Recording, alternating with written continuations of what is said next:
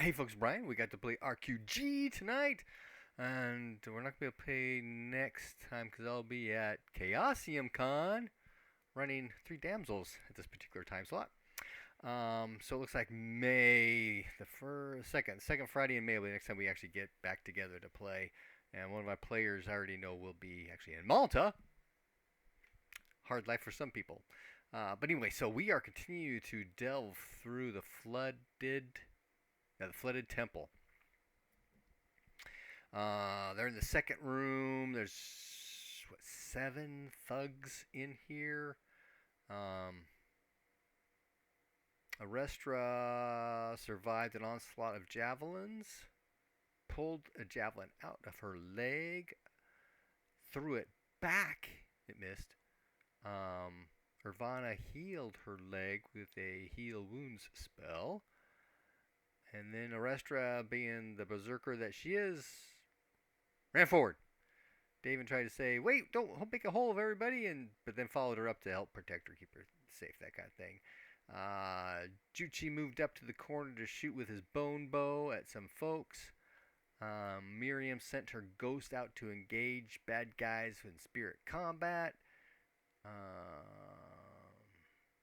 On the way to the first one, that one went incapacitated from an arrow shot. Then moved on to the second guy instead. And that guy actually was doing really well on spirit combat against the ghost and took it down a number, like 10 magic points total over the entire combat, and only has like power 13. That's kind of interesting because this particular bad guy actually had spirit armor. What's it called? Maybe it's spirit armor. No. Spirit block. Not spirit block. That is a spirit block, but that wasn't it.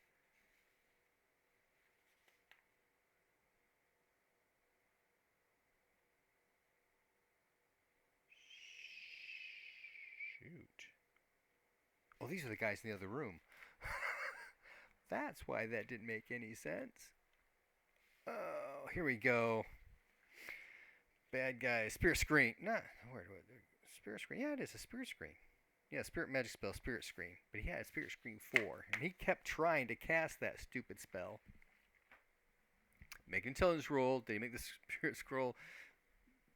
Either he would make one or miss the other, kind of thing, for most of the combat until the very end, when he got it up, and the ghost at that point decided, I am going to disengage.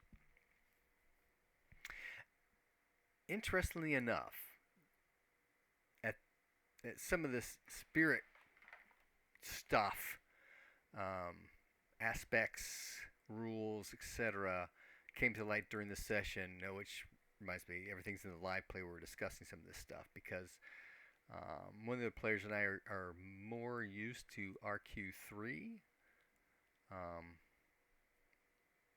where people have movement of 3, not 8. So we move 3 hexes per strike rank for a total of 36 over the entire melee round, whereas spirits have their power as their movement. So instead of moving at 3, they're moving at 10, 15, 16 per strike rank. So they're very fast. That's not seemed to be the case with RQG. I'm going to have to go back and look. One of the players was looking it up for me and he said, we'll discuss this all later. So that's one of those things that we're not sure how to deal with, but we'll get back to. Another thing it had to do with the fact that spirits can just disengage and run off, and you can't catch them because they move so fast. But that's not the case, although the verbiage in the spirit disengage paragraph at times talks about combatants, which is either, right? And other times says adventurer, which is just the adventurer, not the spirit, unless the spirit's a fetch or a shaman, maybe? I don't, yeah, see? Yeah. Anyway, so the ghost went back.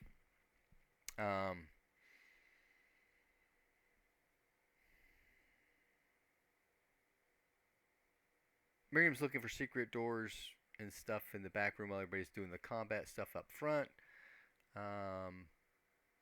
Arestra and Daven run up. There's three. They're behind essentially a barricade, right? It's collapsed uh, roof and columns and stuff like that. So it blocks shots to their legs, but they're up against it, right? So they can strike over, which is the idea. They're using spears anyway. And there was some discussion about the 2-hex jab, which is not an RQG rule. It's a fancy trip rule,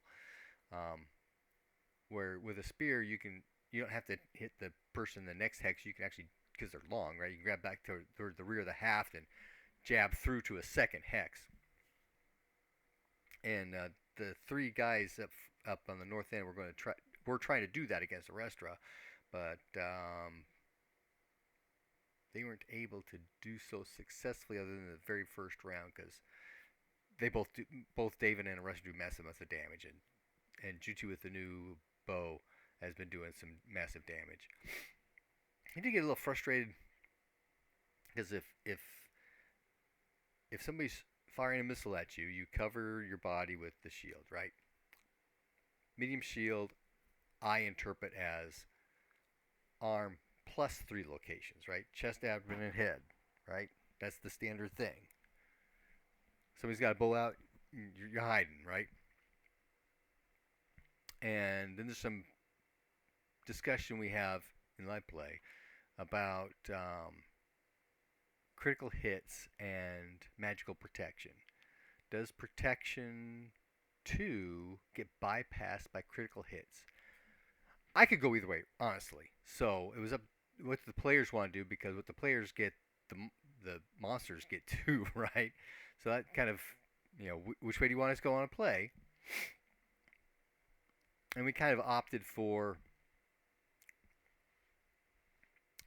magical armor protects, period. Armor, because a vambrace, elbow to wrist, has got spots open where you can hit the arm without the armor being there. That's the critical hit. You hit that spot in between, the gaps and the open spots under the arm, that kind of stuff, right? Protection 2 still covers underneath the armpit. Now I was thinking in my head about other creatures, rhinoceros or a dragon, right? The dragon's a little bit different because the dragon's large enough that even under its arm it's going to have, armored skin, right? So I wasn't too sure about that, but the basic concept is full coverage is full coverage. So there was some concern about he's interposing the shield. Well, the shield doesn't have armor points, it has hit points, and you have to overcome the hit points to bypass it. And there's something somewhere in the rules that talks about no other protection counts.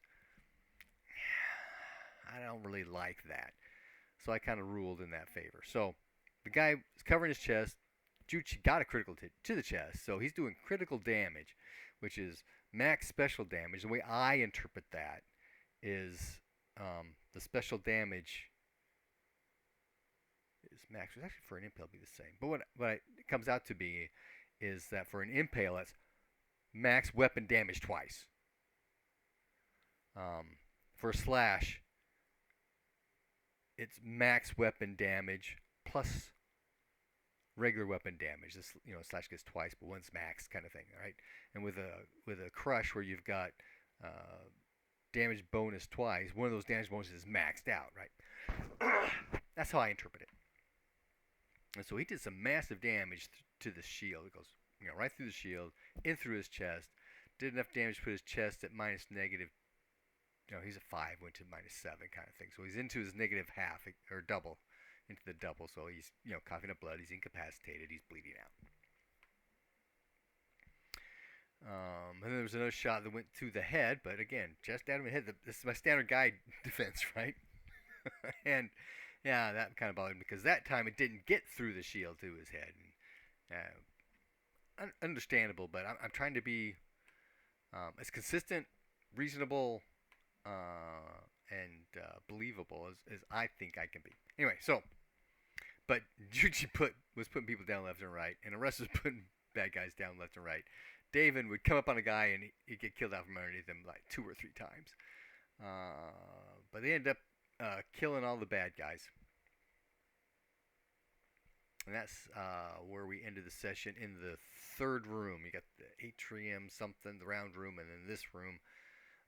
There's a doorway, they know, because they got enough light they could see what's going on. And this room is filled with mud. Now, the scenario says a meter worth of mud. If you ever tried to walk through a meter worth of mud, it's all but impossible, right? So I went down a half meter. You stick your foot out, which tripled or decreased your mobility by a third. So instead of 3 hexes per strike rank, it's 1 hex. It was an easy conversion. I don't think anybody dodged because I had dodge going down by half a cent. You're not really moving. You can dodge around, but you're not moving around. Let's see what else. That was pretty much it for this combat. Just combat.